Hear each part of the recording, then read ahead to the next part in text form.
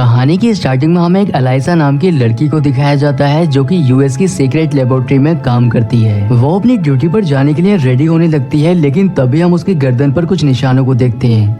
दरअसल ये निशान बचपन में हुए एक एक्सीडेंट की वजह से बने हैं, जिससे अब वो बोल नहीं सकती और लोगों से बात करने के लिए वो साइन लैंग्वेज का इस्तेमाल करती है। वो डेली अपने काम पर जाने से पहले अपने पड़ोसी गिल्स को खाना देती है क्योंकि वो अकेला रहता है। अब वो लेबोरेटरी पहुंच जाती है जहां पर उसके फ्रेंड जेल्दा पहले से ही अटेंडेंस की लाइन में उसके लिए जगह बनाकर रखती है। दरअसल ये दोनों ही यहाँ पर साफ सफाई का काम करती हैं। अब ये दोनों जब क्लीनिंग कर रही होती हैं तभी यहाँ पर लैब का सिक्योरिटी इंचार्ज फ्लेमिंग आता है और वो सभी को बताता है कि हमारी लैब के अंदर एक नया प्रोजेक्ट आने वाला है। और तभी कुछ लोग एक बहुत बड़ा बॉक्स लैब के अंदर लेकर आते हैं जिसके अंदर पानी भरा होता है। एलाइसा को उस बॉक्स के अंदर से कुछ आवाजें आ रही थी, इसलिए वो उसके ग्लास को टच करके देखने लगती है। पर तभी उसे उस बॉक्स के अंदर एक क्रीचर का हाथ दिखाई देता है, जिसे देखकर वो काफी ज्यादा डर जाती है। आगे सीन में हम एलाइसा और जेल्दा को देखते हैं जो कि वॉशरूम की साफ सफाई कर रही होती हैं।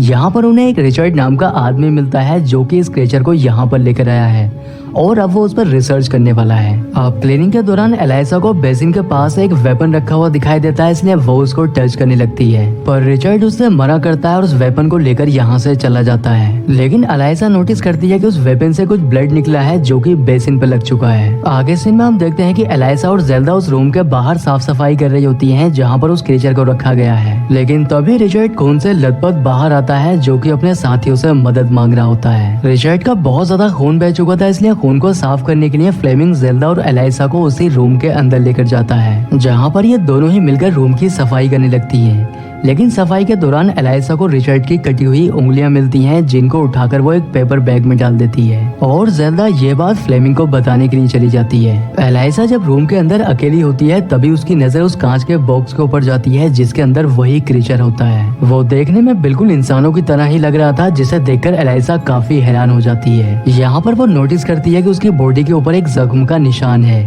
ये देखकर वो समझ जाती है कि ये काम रिचर्ड ने ही किया है। अब एलाइसा घर आकर ये बात अपने पड़ोसी गिल्स को बताने लगती है, लेकिन वो उसकी बातों पर यकीन नहीं करता है कि आखिर कोई क्रीचर इंसानों की तरह कैसे हो सकता है। अगले दिन एलाइसा सभी से छुपकर उस क्रीचर के पास पहुंच जाती है, लेकिन वो क्रीचर पूल के अंदर छुपा होता है। पर एलाइसा उसके खाने के लिए जो एग लेकर गई थी वो एक स्पून से उस पर मारकर एक साउंड निकालने लगती है, जिसे सुनकर वो क्रीचर बाहर आ जाता है। एलाइसा उस एग को उस क्रीचर को देने लगती है, लेकिन वो क्रीचर कुछ आवाजें निकालने लगता है और उसे डरा देता है। लेकिन एलाइसा उस एग को पूल के पास रखकर उसे अपनी साइन लैंग्वेज में समझाने लगती है कि ये एग तुम्हारे लिए है, इसलिए तुम्हें इस एग को खा लेना चाहिए। तब वो क्रीचर उस एग को लेकर पानी में चला जाता है और एलाइसा बाहर आ जाती है।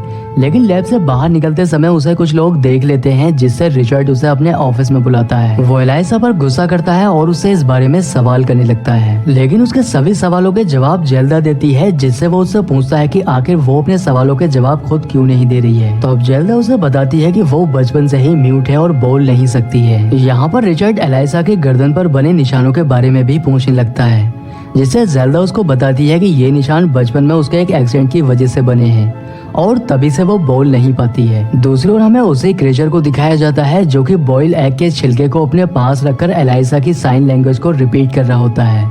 ये देखकर हमें पता चलता है कि वो उसको पसंद करने लगा है। अगले दिन एलाइसा फिर से उससे मिलने के लिए आती है और इस बार वो अपने साथ एक म्यूजिक इंस्ट्रूमेंट भी लेकर आई होती है। वो इस बार भी एक बॉइल्ड एग को पूल के पास रख देती है और म्यूजिक ऑन कर देती है, जिसे सुनकर वो क्रीचर अपना हाथ पानी से बाहर निकालता है और उस एग को उठाकर ले जाता है। लेकिन एलाइसा जब म्यूजिक बंद कर देती है तब वो क्रीचर बाहर आता है और उससे म्यूजिक ऑन करने के लिए कहता है, इसलिए एलाइसा म्यूजिक ऑन कर देती है और ये दोनों ही साइन लैंग्वेज में एक दूसरे से बात करने लगते हैं। अगले दिन एलाइसा उस क्रीचर की लैब की सफाई कर रही होती है और सफाई करते समय वो उस क्रीचर से साइन लैंग्वेज में बात करने लगती है, लेकिन इनको बात करते हुआ एक डॉक्टर देख लेता है जिसका नाम होस्ट एटलर है। दरअसल वो काम तो यूएस गवर्नमेंट के लिए करता है, लेकिन असल में वो एक रशियन जासूस है। अगले दिन एलाइसा फिर से उस क्रीचर से मिलने के लिए आती है, लेकिन वो इस बार भी पानी में होता है।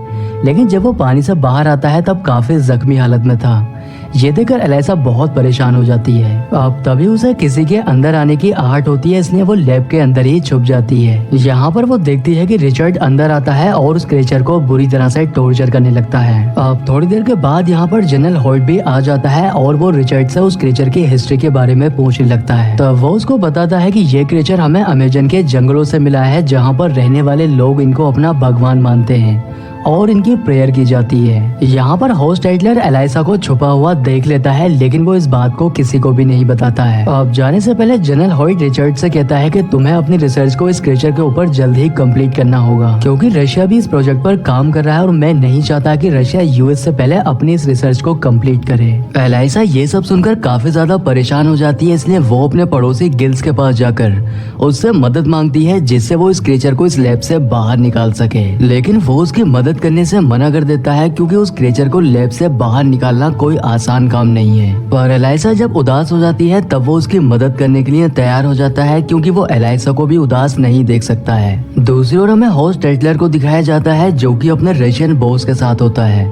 यहाँ पर उसका बॉस होस्ट एडलर से उस क्रीचर को मारने के लिए कहता है, क्योंकि क्रीचर के मरते ही यूएस की रिसर्च अधूरी रह जाएगी। इधर गिल्स एलाइसा के साथ मिलकर उस क्रीचर को लैब से बाहर निकालने का प्लान बनाने लगता है। अब एलाइसा क्रीचर के पास पहुंच जाती है और उसे खोलने लगती है, लेकिन तभी यहाँ पर होस्ट एडलर भी पहुंच जाता है, लेकिन वो उसकी मदद करने के लिए कहता है। दूसरी ओर गिल्स भी एक लॉन्ड्री वैन लेकर लेबोरेटरी के अंदर वैन को देख रहा होता है, लेकिन तभी फ्लेमिंग उसको बताता है कि आज लॉन्ड्री वैन को नहीं आना था, जिससे रिचर्ड दौड़कर उस वैन के पास जाने लगता है, लेकिन तभी होस्ट एडलर लाइट्स ऑफ कर देता है और वो उस गार्ड को भी मार देता है, जो उस वैन को रोकने की कोशिश कर रहा होता है। अब एलाइसा क्रीचर को लेकर वैन के अंदर बैठ जाती है और ये लोग यहाँ से निकल जाते हैं। रिचर्ड यहाँ पर पहुंचकर उनके ऊपर गोली भी चलाता है, लेकिन वो लोग यहाँ से जा चुके थे। रिचर्ड जब क्रीचर को चेक करने के लिए उसके रूम में आता है तब वो वहाँ पर नहीं होता है, जिससे उसे बहुत गुस्सा आता है। दूसरी ओर हम देखते हैं कि एलाइसा उस क्रीचर को समुद्र में छोड़ने का फैसला करती है, लेकिन कैनाल के पास उसे नोटिस बोर्ड पढ़कर समझ आता है कि कैनाल का पानी अक्टूबर नवंबर में ही 30 फीट होता है,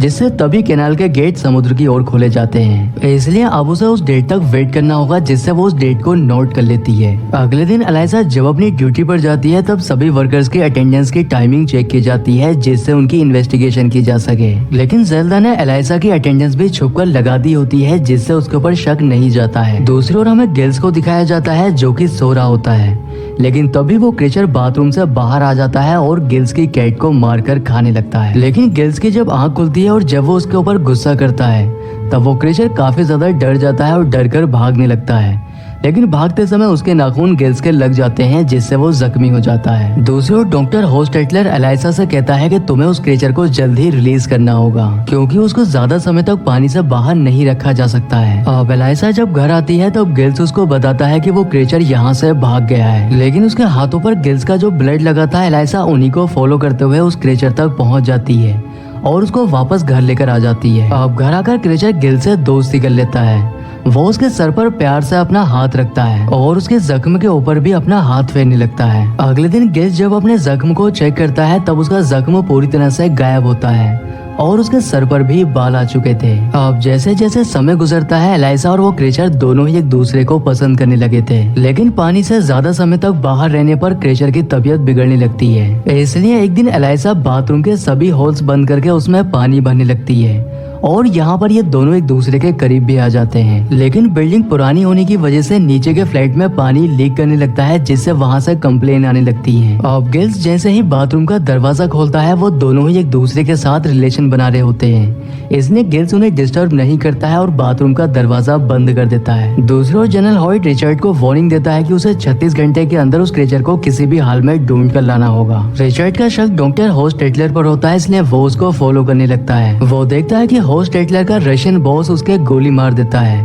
क्योंकि वो अभी तक उस क्रीचर को नहीं मार पाया है। लेकिन रिचर्ड गाड़ी से बाहर आकर उसके रशियन बॉस के गोली मार देता है और वो होस्ट एडलर को जख्मी हालत में टॉर्चर करते हुए उससे उस क्रीचर के बारे में पूछने लगता है। तब वो उसको बता देता है कि उस क्रीचर के बारे में एलाइसा और जेल्दा को पता है। अब रिचर्ड जेल्दा के घर जाकर उसके हस्बैंड को टॉर्चर करने लगता है, जिससे वो उसको बता देता है कि वो क्रीचर एलाइसा के पास है। लेकिन रिचर्ड के जाते ही जेल्दा एलाइसा को कॉल करके बता देती है कि रिचर्ड को सब कुछ पता चल चुका है, इसलिए एलाइसा उस क्रीचर को लेकर वहाँ से निकल जाती है। लेकिन रिचर्ड जब उसके घर पहुँचता है तो वो कैलेंडर पर लिखे नोट को पढ़कर समझ जाता है कि वो कैनाल की तरफ गई है। दूसरी ओर एलाइसा और गिल्स उस क्रीचर को लेकर कैनाल तक पहुंच जाते हैं और एलाइसा उसे आखिरी बार गुड बाय बोलते हुए यहाँ से जाने के लिए कहती है। लेकिन तभी रिचर्ड यहाँ पर आकर गिल्स के ऊपर हमला कर देता है।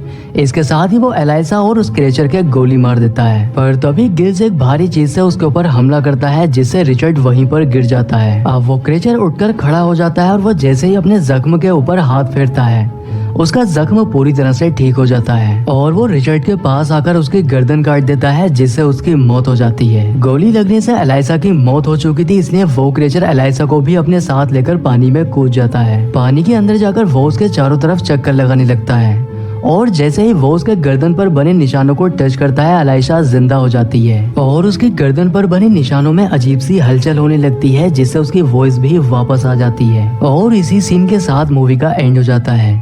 दोस्तों, अगर वीडियो पसंद आया है तो वीडियो को लाइक और चैनल को सब्सक्राइब जरूर करें।